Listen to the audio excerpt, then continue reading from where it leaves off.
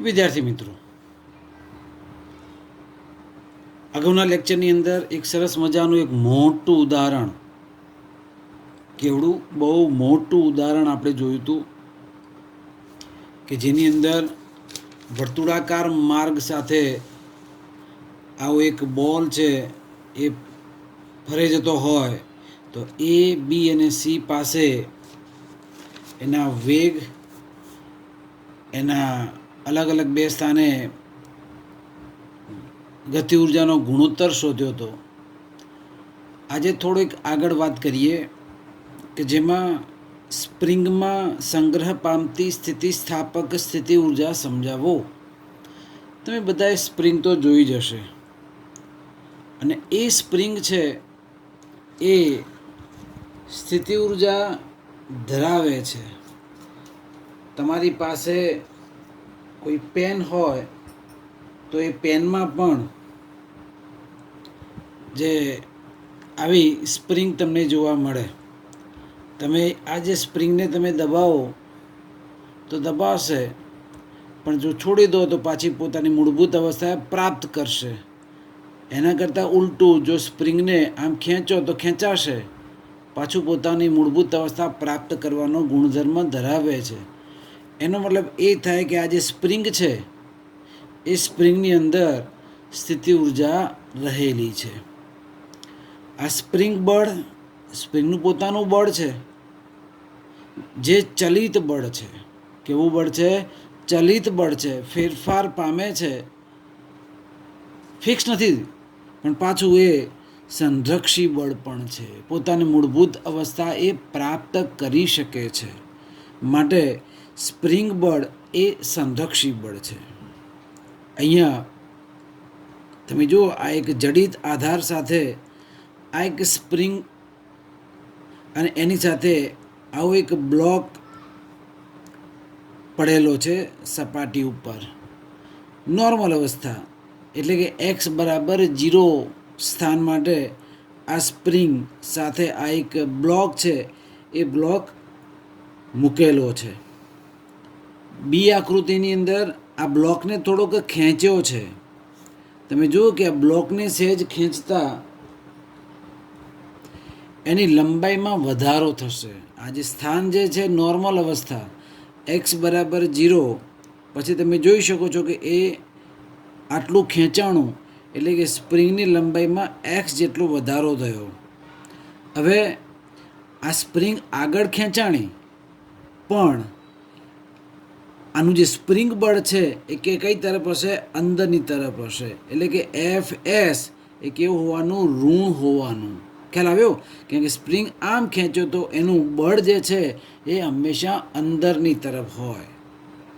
એવી જ રીતે સી આકૃતિ તમે જુઓ કે જેમાં સ્પ્રિંગને દબાવી છે અને આ જે બ્લોક છે એને અંદર તરફ લઈ ગયા છીએ, તો એ સ્થાનાંતર ધારો કે એક્સ જેટલું થાય છે. આ પ્રારંભિક અવસ્થા, ત્યાંથી દબાવતા આટલું સ્થાનાંતર થાય છે. ત્યારે સ્પ્રિંગ છે પોતે બહાર નીકળવાનો પ્રયત્ન કરે, એટલે એ વખતે સ્પ્રિંગ બળ કેવું મળે?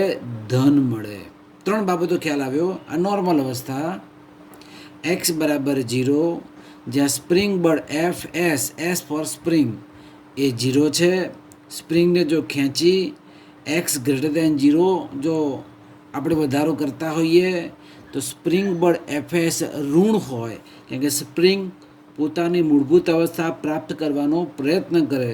અને જો સ્પ્રિંગને સંકુચન આપવામાં આવે એટલે કે એક્સ લેસ ધેન 0 થાય, ત્યારે સ્પ્રિંગ બળ એફ એસ બરાબર ધન થાય. તો અહીંયા તમે સમજી શકો છો, જો વધારો કર્યો તો સ્પ્રિંગ બળ ઋણ મળ્યું, ઘટાડો કર્યો તો સ્પ્રિંગ બળ ધન મળ્યું. એનો મતલબ એ થાય કે હૂકનો નિયમ, તો હૂક શું કહેતો હતો કે એ સ્પ્રિંગની લંબાઈમાં થતો વધારો છે એ એક જાતનું પુનઃસ્થાપક બળ છે, અને એ પુનઃસ્થાપક બળ હંમેશા વિરુદ્ધ દિશામાં હોય છે. અને આ સંદર્ભમાં સ્પ્રિંગ બળ એફએસ એ એક્સને સમપ્રમાણમાં છે, એટલે કે વિરુદ્ધ દિશાના સંદર્ભમાં એફએસ બરાબર માઇનસ કે એક્સ લખી શકાય. આ બીજું કશું જ નથી, પણ હૂકનો નિયમ છે. તો સ્પ્રિંગ બળ એફએસ બરાબર માઇનસ કે, જ્યાં કે એટલે સ્પ્રિંગનો બળ ચળાંક, એક્સ એટલે કેટલું સ્થાનાંતર આપણે કરાવીએ છીએ તે. હવે તમે અહીંયા જોઈ શકો છો કે આ કે છે એ જુદી જુદી સ્પ્રિંગનો બળ અચળાંક જુદો જુદો હોય. કોઈ નાની સ્પ્રિંગ છે, કોઈ મોટી સ્પ્રિંગ છે. ધારો કે આ સ્પ્રિંગનું પણ કોઈ ચોક્કસ એનો બળ અચળાંક હોવાનો, કોઈ મોટી સ્પ્રિંગ હોય તો એનો પણ બળ અચળાંક હોવાનો, કોઈ બફર સ્પ્રિંગ મોટા મોટા મશીનોમાં આવે એમાં પણ સ્પ્રિંગનો બળ અચળાંક જુદો જુદો હોવાનો. આમ આ અલગ અલગ સ્પ્રિંગ માટે સ્પ્રિંગ અચળાંક જુદા જુદા હોઈ શકે, પણ એનો એકમ છે. ઓકે, આનો એકમ નક્કી કરવો તો એફ એટલે બળ, બળનું એકમ ન્યૂટન, એક્સ એટલે મીટર, આના છેદમાં લઈ જાઓ તો આ ઉપર ન્યૂટન આવી ગયું, નીચે અંતરનો એકમ મીટર. તો સ્પ્રિંગનો બળ ચળાંક કેનો એકમ શું થઈ જાય? ન્યૂટન. એક્સ નીચે ન્યૂટન પર મીટર. ક્યાંક એમસીક્યુમાં લેવલમાં પૂછાય તો યાદ રાખવાનું. આનું પારિમાણિક સૂત્ર પણ આપણે બનાવી શકીએ, રાઈટ. તો એ સંદર્ભમાં સ્પ્રિંગનો બળ ચળાંક કેનો એકમ ન્યૂટન પર મીટર છે. આનું પારિમાણિક સૂત્ર તમે જાતે બનાવજો. અહીંયા બળ છે, બળનું પારિમાણિક સૂત્ર લખવાનું, છેદમાં અંતર છે એટલે L1 લખવાનું. તો એ સંદર્ભમાં તમને સ્પ્રિંગના બળ ચળાંકનું પારિમાણિક સૂત્ર તમને મળે. તમે બધા સ્પ્રિંગ જોઈ હશે, બહુ એકદમ સાદી સસ્તી પેનમાં સ્પ્રિંગ એકદમ ઢીલી ઢીલી હશે, અને અમુક સ્પ્રિંગ છે બહુ કડક હોય. તો જો સ્પ્રિંગનો બળ ચળાંક કે ખૂબ જ મોટો હોય તો સ્પ્રિંગ બહુ કડક હોય, પણ જો સ્પ્રિંગનો બળ ચળાંક કે નાનો હોય તો સ્પ્રિંગ કેવી હોય? નરમ હોય, ઢીલી ઢાલી હોય. તો જો કડક જો સ્પ્રિંગ હશે તો એનો બળ ચળાંક કે મોટો, સ્પ્રિંગ જો નાજુક હશે તો એનો બળ ચળાંક કે છે એ ખૂબ જ નાનો હશે. તો એ સ્પ્રિંગ ઉપર આધાર રાખે છે. તો આ રીતે સ્પ્રિંગની આપણે ચર્ચા કરી. હવે એના આધારે આપણે એકાદ જરા સૂત્ર જોવા પ્રયત્ન કરવો છે. એમાં આપણે બીજી આકૃતિ જે જોઈ તેમાં બ્લોક થોડો ખેંચતા હતા અને ખેંચીને સ્પ્રિંગની લંબાઈમાં મહત્તમ વધારો એક્સ એમ થતો હોય તો આપણે કાર્ય શોધવું છે. એટલે કે તમે જુઓ કે આ જે આકૃતિમાં અહીંયા નોર્મલ અવસ્થા એક્સ એમ મહત્તમ સ્થાનાંતર આમ આને ખેંચીએ છીએ, બરાબર. તો એ મહત્તમ જે સ્થાનાંતર આપણે આમ એને ખેંચીએ છીએ ત્યારે એની લંબાઈમાં વધારો થશે.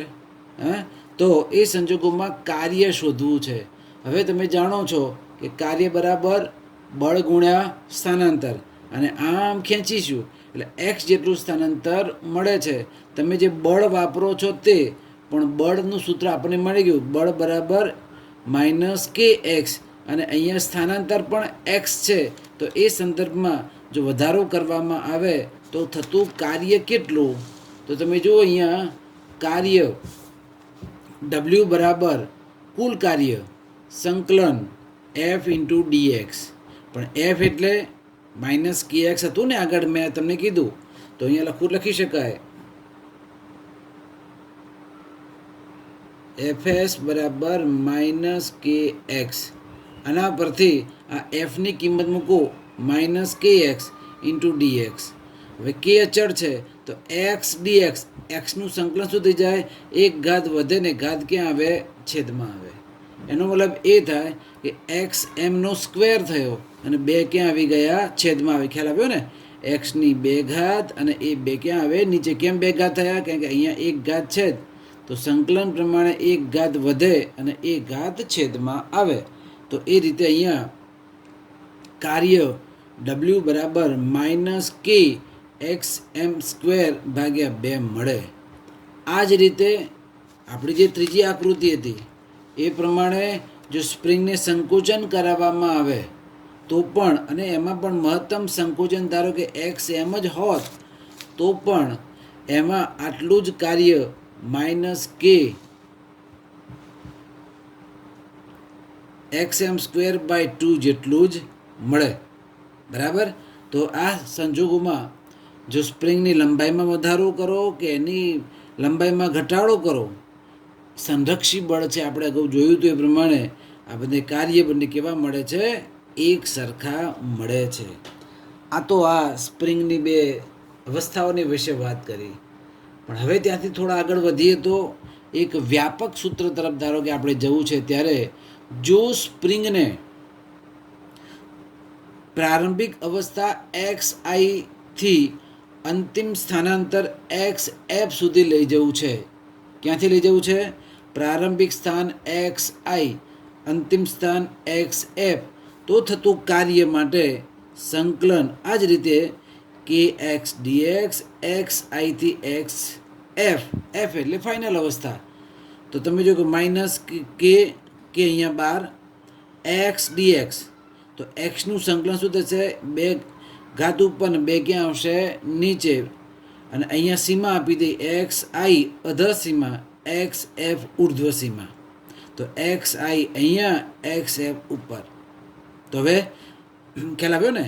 કે અચળાંક છે. એક્સ ડીએક્સનું સંકલન શું થશે? એક્સ સ્ક્વેર ભાગ્યા 2, જે અહીંયા કર્યું હતું એ જ રીતે.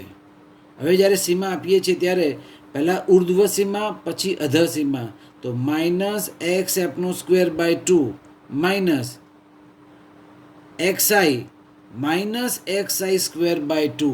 તો આ માઇનસ માઇનસ માઇનસ પ્લસ થશે. માઇનસ માઇનસ શું થશે? પ્લસ થશે. તો એક્સઆઈ ધન થઈ ગયું. મેં અહીંયા પ્રથમ લખ્યું છે, તમે જુઓ. આજે X I minus minus plus X I square by 2 એ ક્યાં આવ્યા? અહીંયા પહેલાં લખ્યા છે. માઇનસ અહીંયા એક્સ એફનો સ્ક્વેર બાય 2 મેં પાછળ લખ્યા છે. ધન પદ પહેલાં લખ્યું છે. તો એનો મતલબ એ થાય કે એક્સઆઈ સ્ક્વેર બાય 2 માઇનસ કે એક્સ એફ સ્ક્વેર બાય 2, એટલે કે પ્રારંભિક અવસ્થામાં જે એની ઉર્જા હતી, બરાબર, એ અંતિમ વખતે જે ઉર્જા છે, ઉર્જા એટલે કે કાર્ય, બરાબર. તો એ સંજોગોમાં અહીંયા સ્પ્રિંગ બળ વડે પરિણામી કાર્ય આપણને અહીંયા મળે છે. આ તો ક્યાંથી ક્યાં ગયા? એક્સ આઈથી એક્સ એફ સુધી ગયા. એક્સ આઈ અહીંયા છે ધારો કે, અને એક્સ એફ ધારો કે આટલે છે. તો એ એક્સ આઈ એક્સ એફ આ માટે થતું કાર્ય અહીંથી અહીંયા જતાં થતું કાર્યનું સૂત્ર મળ્યું. પણ એવું છે, અહીંથી જઈને અહીંયા જઈને પાછી પોતાની મૂળભૂત અવસ્થા જ પ્રાપ્ત કરે છે. એક્સ આઈ જ પ્રાપ્ત કરે છે. તો એ જ્યારે એક્સ આઈ જ પ્રાપ્ત કરે, એક્સઆઈથી પરત એક્સઆઈ સુધી લાવીએ તો સ્થાનાંતર શું મળે? ત્યાં 0 મળે. અગાઉ ભણી ગયા ને આપણે બીજા ચેપ્ટરમાં. તો એ સંજોગોમાં કાર્ય કેવું થાય? 0 કાર્ય થાય. આ યાદ રાખવાનું. ક્યાંથી? જો એક્સઆઈથી પરત એક્સઆઈ સુધી લાવીએ તો થતું કાર્ય ડબલ્યુ એસ બરાબર, એટલે સ્પ્રિંગ બળ વડે થતું કાર્ય કેવું હોવાનું? ત્યાં 0 હોવાનું. આમ એટલે તમે જો આ પ્રક્રિયા કેવી કહેવાય? ચક્રીય પ્રક્રિયા કહેવાય. ચક્રીય પ્રક્રિયામાં ફરીને પાછા તમે ત્યાંના ત્યાં જ આવો છો. જો ફરીને જો ત્યાંના ત્યાં જ આવતા હોય ત્યારે, એટલે કે ચક્રીય પ્રક્રિયા થતી હોય ત્યારે સ્પ્રિંગ બળ વડે થતું કાર્ય હંમેશા 0 હોય છે, જે આપણે અહીંયા સમજી શકીએ છીએ. અને આથી જ સ્પ્રિંગ બળ એ કેવું છે? સંરક્ષી બળ છે. સંરક્ષી બળ ખ્યાલ આવ્યો છે ને તમને? કે સંરક્ષી બળ કોને કહેવાય? પ્રારંભિક અને અંતિમ અવસ્થા પર જ આધાર રાખે છે. કયા માર્ગે તમે પહોંચ્યા એ માર્ગ સાથે એને કંઈ લેવા દેવા નથી. માત્ર તમારું ટાર્ગેટ ક્યાં છે? એક્સ આઈ, પ્રારંભિક અવસ્થાથી અંતિમ અવસ્થા. પછી એના માર્ગ ઘણા બધા હોઈ શકે. એ માર્ગ પર આધારિત નથી. કઈ પ્રક્રિયા કરીને તમે લઈ જાઓ છો એ પ્રક્રિયા પર પણ આધારિત નથી, બરાબર. માટે આવા બળો જેને આપણે સંરક્ષી બળો વડે ઓળખીશું. એના પછી બહુ સરસ એક આલેખ એક છે તમારે યાદ રાખવાનો. સ્થિતિ ઉર્જા વી, ગતિ ઉર્જા કે અને યાંત્રિક ઉર્જા ઈનો આલેખ દોરો. એકલો આ આલેખ 1 માર્કમાં પ્રશ્ન પૂછાય તો તમારે દોરી શકવાનું. એમાં તમે જો કે આ નીચેથી લઈને ઉપર સુધી મહત્તમ ઉર્જા, પછી એ નીચે આવી ગયું. તો આ આલેખ છે ગતિ ઉર્જાનો. કોનો આલેખ છે? ગતિ ઉર્જા કે. ગતિ ઉર્જા કે એટલે 1/2 mv² વાળું, કે જેમાં જેમ વેગ વધતો જાય એમ ધીમે ધીમે એની ગતિ ઉર્જા વધે વધે વધે વધે વધે વેગ મહત્તમ થઈ જાય ત્યારે એની ગતિ ઉર્જા મહત્તમ હોય. પછી એ ધારો કે વેગ ક્રમશઃ ઘટતો જતો હોય તો એની ગતિ ઉર્જા કે ક્રમશઃ કેવી થાય? ઘટે. એના કરતાં ઉલટું, કોઈ પદાર્થ કોઈ સર્ટેન હાઈટે પડેલો છે ત્યારે એની સ્થિતિ ઉર્જા મહત્તમ છે. જેમ જેમ જેમ એ પૃથ્વી પર પડતો જાય એમ એમ એની સ્થિતિ ઉર્જા છે એ ઘટી ઘટીને 0 થશે. અને વળી પાછી ઉપર તરફ તમે લઈ જવામાં આવે તો સ્થિતિ ઉર્જા વધી વધીને મહત્તમ થશે. તો આ રીતે આ સંજોગોમાં આ જે આલેખ છે એ ગતિ ઉર્જાનો છે, આ આલેખ છે વાડકા જેવો એ સ્થિતિ ઉર્જા છે. હવે આ સ્થિતિ ઉર્જા અને ગતિ ઉર્જાનો સરવાળો, એટલે આપણે આ લાઈન ધારો કે બનાવીએ તો આ લાઈન કોની છે? ઈ એટલે યાંત્રિક ઉર્જા. ઈ એટલે યાંત્રિક ઉર્જા, જે આપણને ખબર છે ગતિ ઉર્જા અને સ્થિતિ ઉર્જાનો સરવાળો. તો આ રીતે અહીંયા સ્થાન એક્સ અને આ ઉર્જાનો આલેખમાં 3 આલેખોનો સમન્વય દર્શાવ્યો છે. આ જે છે એ ગતિ ઉર્જા, આ સ્થિતિ ઉર્જા અને આ છે આપણી યાંત્રિક ઉર્જા ઈ. બરાબર. જે સ્થાને અહીંયા આ ગતિ ઉર્જા મહત્તમ હોય ત્યારે સ્થિતિ ઉર્જા કેવી હોય? 0 હોય. અહીંયા સ્થિતિ ઉર્જા 0 છે ત્યારે ગતિ ઉર્જા મહત્તમ છે. આપણે જોઈ શકીએ અહીંયા સ્થિતિ ઉર્જા છે એ મહત્તમ છે, એ વખતે ગતિ ઉર્જા કેવી છે? 0. એટલે વાઇસ વર્સા, ગતિ ઉર્જા મહત્તમ ત્યારે સ્થિતિ ઉર્જા 0, ગતિ ઉર્જા 0, સ્થિતિ ઉર્જા મહત્તમ. પણ બંનેનો સરવાળો કરો તો હંમેશા યાંત્રિક ઉર્જા ઈ જેટલો અચળ જ મળે. તો આ આલેખ આપણે જરા ધ્યાનમાં રાખવાનો. એક સરસ મજાનું મોસ્ટ આઈએમપી કહું છું એવું એક ઉદાહરણ 6.8 આપણે જરા જોઈએ. 18 કિલોમીટર પ્રતિ કલાકની ઝડપથી, જરા ધ્યાન આપજો, 18 કિલોમીટર પ્રતિ કલાકની ઝડપથી લીસા રસ્તા પર ગતિ કરતી 1000 કેજી દળની કાર સમક્ષિતિજ રીતે લગાડેલ 6.25 × 10³ ન્યૂટન પર મીટર સ્પ્રિંગ અચળાંકવાળી, જો સ્પ્રિંગ અચળાંક એટલે કે, અને એ સ્પ્રિંગ અચળાંક સાથે એ અથડાય છે તો સ્પ્રિંગનું મહત્તમ સંકોચન કેટલું હશે? એકચ્યુઅલી તમે જુઓ કે કોઈ પણ મેન્યુફેક્ચરિંગવાળા હોય ને કાર ને બધામાં અકસ્માત નિવારો છે તો એ કાર કેટલું થ્રસ્ટ ધક્કો એ સહન કરી શકે. આના આ લોકો એક્સપેરિમેન્ટ કરે કંપનીમાં, જોરથી કારને ધક્કો મારે, આગળ સ્પ્રિંગ હોય તો સ્પ્રિંગ કેટલી દબાણી, તો એના સંદર્ભમાં એ અનુમાન ઉપર પહોંચે કે હા આટલા સંકોચન સાથે અથડાય છે એટલે કારને કેટલા પ્રકારનું નુકસાન થાય છે. આવા બધા મેન્યુફેક્ચરિંગ બેઝ ઉપર એ પ્રયોગો કરી જતા હોય. તો ફરી એકવાર તમે જો કે એ કાર કેટલા વેગથી અથડાવે છે? 18 કિલોમીટર પ્રતિ કલાકના વેગથી આવે છે. એનું દળ કેટલું હતું? 1000 કેજી. અને જે આગળ જે સ્પ્રિંગ મૂકી હતી એ સ્પ્રિંગનો બળ અચળાંક આપેલો હતો 6.25 × 10³ ન્યૂટન પર મીટર. તો મહત્તમ સંકોચન એટલે XM આપણે શોધવું છે. અહીંયા વેગ કિલોમીટર પ્રતિ કલાકમાં છે, આપણે મીટર પ્રતિ સેકન્ડમાં ફેરવી દઈએ તો તમે જુઓ કે આ 2 0, આ 2 0 ગયા, 18 દુ 36, 2 પંચાના 10, એટલે કેટલો જવાબ મળે? 5 મીટર પ્રતિ સેકન્ડ. તો વેગ, કારનો વેગ કેટલો હશે? 5 મીટર પ્રતિ સેકન્ડ. એનું દળ આપેલું છે કારનું 1000 કેજી. તો હવે ગતિ ઉર્જા સુધી, કેમ કે વેગમાં છે ને કાર, તો ગતિ ઉર્જા કે બરાબર 1/2 mv². 1/2 એમ દળ આપેલું છે 1000, કારનો વેગ આપેલો છે 5, 5² અને જો સાદુરૂપ આપીએ તો અહીંયા 5/25/2 એટલે 12.5 અને 1000 છે તો 1.25 × 10⁴. હવે ઉર્જાનો એકમ કયો થાય? જૂલ. તો આ સંજોગોમાં કારની મહત્તમ ગતિ ઉર્જા 1.25 × 10⁴ જૂલ જેટલી મળે. હવે આટલી ઉર્જા સાથે પેલી સ્પ્રિંગને અથડાશે તો એ સ્પ્રિંગ શું થશે? સંકોચન પામશે. તો મહત્તમ સંકોચન XM માટે સ્થિતિ ઉર્જા કેટલી સ્પ્રિંગની? તો સ્થિતિ ઉર્જા એટલે V બરાબર 1/2 સૂત્ર KXM². આપણે આગળ સૂત્ર જોયું ને, યાદ રાખવાનું સ્થિતિ ઉર્જાનું સૂત્ર.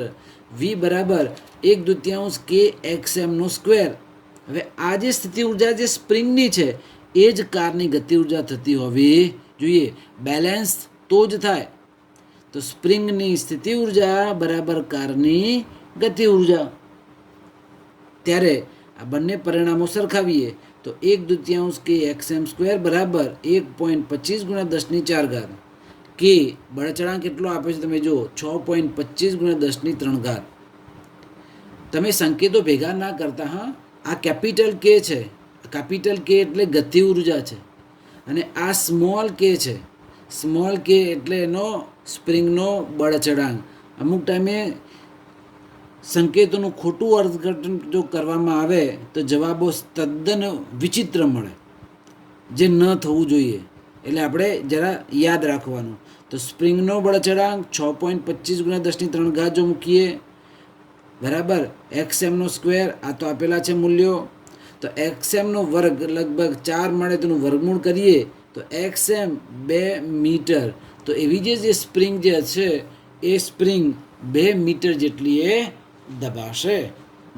તો આવી રીતે 1000 kg દળની એટલી 1000 kg દળની કાર 18 કિલોમીટર પ્રતિ સેકન્ડ 18 કિલોમીટર પ્રતિ કલાકની ઝડપે જાય છે અને જો સ્પ્રિંગને અથડાય તો એ સ્પ્રિંગ છે તે 2 મીટર જેટલું સંકોચન પામશે એમ આપણે કહી શકીએ. હવે અહીંયા મેઇન આ જ પ્રશ્ન આપણો હતો. એના પછી પુસ્તકમાં એક ઉદાહરણ પણ આપેલું છે આ જ રિલેટેડ, કે જેમાં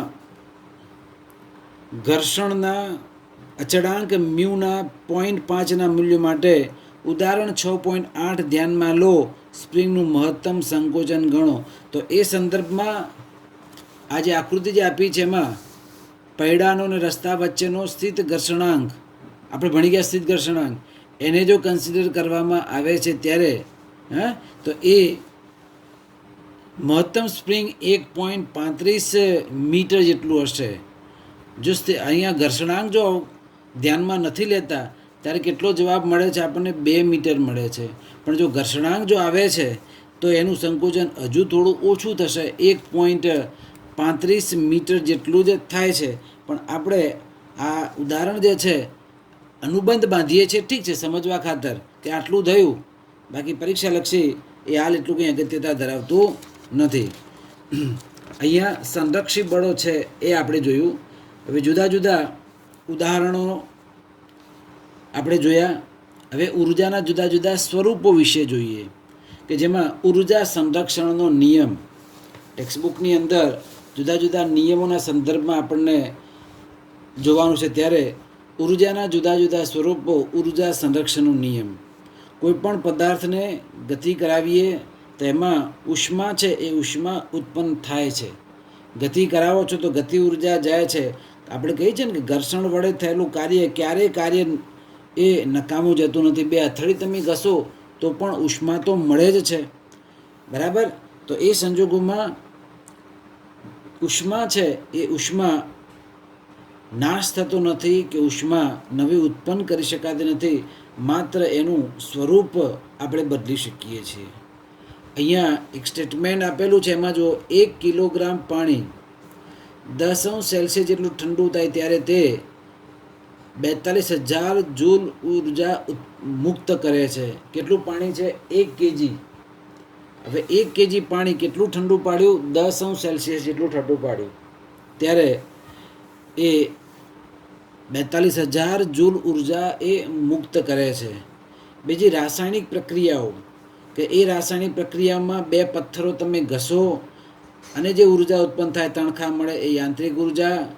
સૂકા પાંદડાઓના ઢગલાઓને સળગાવવામાં આવે, સૂકા જો 2 પથ્થરોને એકબીજા સાથે ઘસીએ તો યાંત્રિક ઉર્જા મળે. સૂકા પાંદડાના ઢગલાઓને સળગાવતા રાસાયણિક ઉર્જા મળે. દિવાસળી છે, માચીસ, અને એને જો સળગાવવામાં આવે તો એ તમને રાસાયણિક ઉર્જા આપે છે. ફટાકડામાં પણ રાસાયણિક ઉર્જા છે એમ આપણે કહી શકીએ. પછી કેટલીક એવી બાબતો તમે પરિચિત છો જ. ઉષ્માક્ષેપક પ્રક્રિયા, કે જે પ્રક્રિયા દરમિયાન ઉર્જા ઉત્પન્ન થતી હોય એને ઉષ્માક્ષેપક પ્રક્રિયા કહેવામાં આવે છે. 1 kg જેટલા કોલસાના દહનને લીધે 3 × 10⁻⁷ જૂલ ઉર્જા મુક્ત થાય છે. રાસાયણિક ઉર્જા છે અને એ રાસાયણિક ઉર્જામાં કોલસો, રાંધણ ગેસ, લાકડું, પેટ્રોલિયમનું દહન એટલે પેટ્રોલ, ડીઝલ એ બધામાંથી આપણને રાસાયણિક ઉર્જા પ્રાપ્ત થાય છે. એવી જ રીતે વિદ્યુત ઉર્જા. તો એક વિદ્યુત ઉર્જા આપણે આપણા ઘર વપરાશમાં બલ્બ છે, પંખો છે, ટીવી છે, મોબાઈલ ચાર્જિંગ છે, ફ્રીજ છે, એસી છે, આ બધામાં આપણે વિદ્યુત ઉર્જા વાપરીએ છીએ. આ બધા ઉર્જાના જુદા જુદા સ્વરૂપ છે. એ જ રીતે ન્યુક્લિયર ઉર્જા, અને એ ન્યુક્લિયર ઉર્જાના સંદર્ભમાં તમે જાણો છો કે કોઈ ભારે અણુ વિભાજન પામે ત્યારે એનું ન્યુક્લિયસ તૂટે છે, ત્યારે આઇન્સ્ટાઈનનું સૂત્ર E = mc², દળમાં થતો ઘટાડો એ આધારે ઉર્જા છે એ ઉર્જા ઉત્પન્ન થાય છે. આઇન્સ્ટાઈનનું આ જે સૂત્ર હતું E = mc², એના આધારે પરમાણુ બોમ્બ ને બધું બનાવવામાં આવ્યું, જે અમુક અંશે માનવ કલ્યાણ માટે પણ છે, પણ કેટલાક વિચિત્ર માણસો એનો દુરુપયોગ પણ કરે છે. હલકા ન્યુક્લિયસો ભેગા થશે અને નવો ભારે પરમાણુ બને એ ઘટના ન્યુક્લિયર ફ્યુઝન કહેવાય. શું કહેવાય? Nuclear fusion. અને કોઈ ભારે હોય અને તૂટે અને ન્યુક્લિયર ફિશન પ્રક્રિયા કહેવાય. તો બે પ્રકારની પ્રક્રિયા આવે: ન્યુક્લિયર ફ્યુઝન, ન્યુક્લિયર ફિશન. પરમાણુ વિખંડન અને પરમાણુ પેલું વિભાજન. બરાબર? તો એ સંજોગોમાં બે જુદા જુદા શબ્દો સાથે આપણે ખેલ લેવાનો છે. ખ્યાલ આવ્યો? તો જે હલકા હલકા હશે એ ભેગા થશે અને એમાં દળ ક્ષેત્ર સર્જાશે અને પ્રચંડ ઉર્જા ઉત્પન્ન થશે. જે ભારે છે એ તૂટશે અને એમાંથી પ્રચંડ ઉર્જા આપણને પ્રાપ્ત થશે. અહીંયા એક કોષ્ટક આપ્યું છે કે જેમાં જુદી જુદી ઘટનાઓ પૃથ્વી પર જ્યારે થાય છે ત્યારે એમાંથી કેટલી ઉર્જા ઉત્પન્ન થાય છે તે. બિગ બેંગ થિયરી જે અવકાશમાં થાય છે તે, આકાશગંગા, પૃથ્વીનું પરિભ્રમણ, વાવાઝોડું, 10⁻15 જેટલું હોય ને. 1 લિટર પેટ્રોલના દહનથી તમે આપણે પેટ્રોલ પુરાવીએ એક્ટિવામાં તો 3 × 10⁷ ઉર્જા એમાંથી મળે. પછી પુખ્ત વયના માણસનો રોજનો ખોરાક 10⁷ ઉર્જા જેટલો છે. ચેક કરો તમે કેટલો કરો છો તે.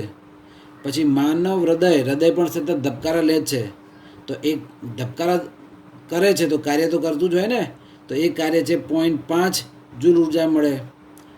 કાગળને ફેરવવા માટે બહુ ઓછી ઉર્જા પણ જોઈએ. ચાંચડ એટલે જંતુ, નાનું મચ્છર આમ કૂદમ કૂદ કરતું હોય તો એમાં પણ ઉર્જા જોઈએ. પરમાણુમાં રહેલા ઇલેક્ટ્રોન માટે પણ ઉર્જા જોઈએ. પછી ડીએનએના એક બંધને તોડવા માટે પણ ઉર્જા જરૂરી છે. તો એકચ્યુઅલી આ બધી માહિતી આપણે ખાલી જરા ધ્યાનમાં રાખવાની લગભગ નજીકની કિંમતો છે. અને આનો ઉપયોગ અહીંયા પાછળ લગભગ એક જે ઉદાહરણ છે એ ઉદાહરણમાં આપેલો છે. પણ આ ઉદાહરણ જ્યારે આ આપેલું હોય ત્યારે તમારે આ બધી કિંમતો છે એ કિંમતોનું કોષ્ટક તમને આપવું પડે, જે વ્યવહારુ નથી, એટલે પરીક્ષાલક્ષી પ્રશ્ન નથી. આમ તો એ ડીએનએના એક બંધને તોડવા જરૂરી ઉષ્મા કેટલી? તો ડીએનએ માટે આપેલું છે 10⁻20 ભાગ્યા 1.6 × 10⁻19 જૂલ એટલે 0.06 ઇલેક્ટ્રોન વોલ્ટ. આ લગભગ આશરે પડતું મૂલ્ય છે, હે ને? તો આ મૂલ્ય તમને આપી દેવામાં આવે 10⁻20 ભાગ્યા 1.6 × 10⁻19 તો 0.06 ઇલેક્ટ્રોન વોલ્ટ જેટલું મળે. એ જ રીતે હવાના અણુની ગતિ ઉર્જા, તો એ હવાના અણુની ગતિ ઉર્જા જો આપી દેવામાં આવે તો એ 10⁻21 કેટલા વડે ભાગ્યા છે? 1.6 × 10⁻19. તો આ સંજોગોમાં જે જવાબ છે એ જવાબ આપણો આવે લગભગ 0.0062 ઇલેક્ટ્રોન વોલ્ટ. તો જો દરેકે દરેકમાં કેટલા વડે ભાગ્યા છે? જો 1.6 × 10⁻19, 1.6 × 10⁻19. બરાબર? તો આ રીતે જવાબ જે છે આ ડીએનએનું આ છેલ્લું મૂલ્ય આપેલું હતું, આને 1.6 × 10⁻19 વડે ગુણીએ. પછી હવાના અણુની ગતિ ઉર્જા આપેલી હોય, એ આ ગોખવાની જરૂર નથી. 10⁻21 ભાગ્યા 1.6 × 10⁻19. માણસનો રોજનો ખોરાક, તો એ અહીંયા આપણે તો આપેલો હતો, જો માણસનો રોજનો ખોરાક કેટલો છે 10⁷, તો 10⁷ જૂલ છે. તો એ માટે 4.2 × 10⁻³ કિલો કેલરીમાં, કારણ કે આપણો ખોરાક કેલરીમાં આવે, આ રૂપાંતર છે. અગાઉ આપણે જોયું કે 42,000 જૂલ એટલે 4.2, અગાઉ આપણે અહીંયા ઉલ્લેખ મેં કર્યો હતો. એટલે આને પોઈન્ટમાં ફેરવી શકાય 4.2 × 10⁵, બરાબર. અને કિલોમાં ફેરવો તો 4.2 × 10⁻³ સંદર્ભમાં તો લગભગ 2400 કિલો કેલરી રોજની આપણે જોઈએ. તો આ રીતે જુદા જુદા ઉર્જા અને એના સ્વરૂપો, એનું સંરક્ષણના સંદર્ભમાં પણ આપણે જોવાનું. ઉર્જા સંરક્ષણનો નિયમ કે જે ઉર્જાનો ક્યારે નાશ થઈ શકતો નથી, નવી ઉર્જા આપણે ઉત્પન્ન કરી શકાતી નથી. વિશ્વમાં રહેલી કુલ ઉર્જાનો જથ્થો છે એ હંમેશા અચળ રહે છે. તો આ રીતે આપણે કેટલાક મુદ્દાઓ જોયા. છેલ્લે હવે શક્તિ એટલે કે પાવર કોને કહેવાય. જો આપણે ચેપ્ટરનું નામ શું હતું? કાર્ય, ઉર્જા અને પાવર. અને એ સંજોગોમાં આપણે કાર્ય વિશે ડિટેલમાં જોઈ ગયા, આપણે ઉર્જા વિશે ડિટેલમાં જોઈ ગયા, અને હવે આપણે પાવર વિશે જોઈએ. તો પાવર એટલે બીજું કશું જ નથી, કાર્ય કરવાનો દર. પાવર એટલે કાર્ય કરવાનો દર. પાવર એટલે શું? ભાઈ તારા પાવર કેટલો છે?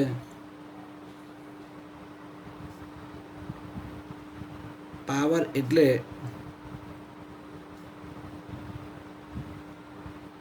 કાર્ય કરવાનો સમય દર,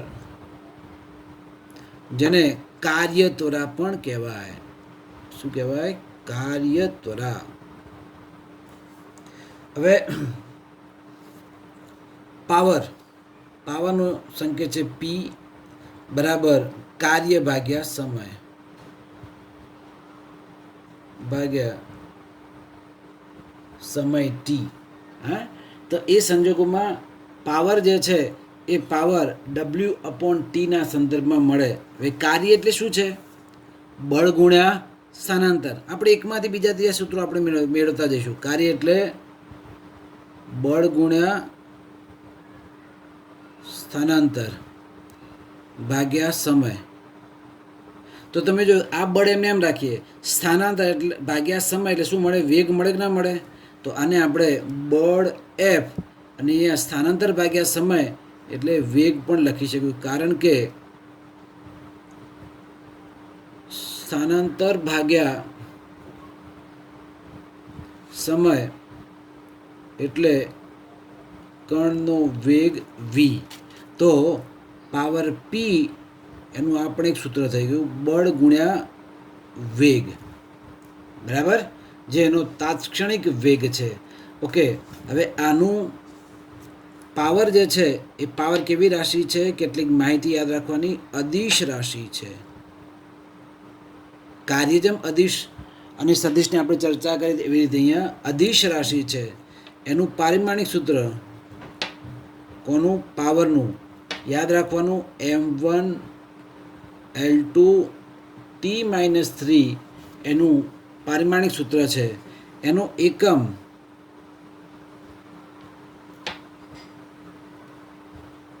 જો અહીંયા પાવર આ ન્યૂટન મીટર પ્રતિ સેકન્ડ કહી શકાય, બરાબર. પણ આના શોધકના સંદર્ભમાં આપણે જેમ્સ વોટ નામના વૈજ્ઞાનિકે જે કીધો હતો એ આપણે યાદ રાખીશું, વોટ.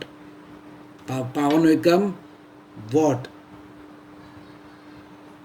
અથવા જૂલ સેકન્ડ કહેવો તો પણ કહી શકીએ, અથવા તો ન્યૂટન મીટર પ્રતિ સેકન્ડ કહેવો તો પણ કહી શકીએ, હે ને. સૂત્રમાંથી જ આપણને એકમ મળે, ન્યૂટન મીટર પ્રતિ સેકન્ડ કહી શકીએ. જુદા જુદા મોટા સંદર્ભની અંદર કિલોવોટ કલાક વપરાય છે. બીજું HP પણ એક એકમ છે. HP horse power.